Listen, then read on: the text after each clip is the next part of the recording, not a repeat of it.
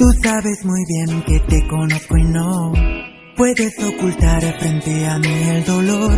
Tus ojos me dicen que hoy algo estás guardando, pero no sé bien qué es.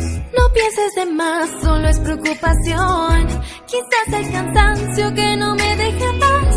Tantas cosas que estoy pensando, debe ser solo el estrés. Noto que algo en ti se ha roto. Basta con ver tu rostro para entender que algo no anda bien y que te sientes mal. Entonces me lo dirás o es que simplemente me lo negarás. Sabes que no he visto pensar en que seas feliz y en tu bienestar. Tú eres quien hace que me preocupe, así que no me culpes. Tú tan solo di la verdad si soy el que te está haciendo mal. Entonces me tengo que alejar. Nos conocemos de años, no somos extraños, por eso no logro comprender. ¿O será que no confías en mí?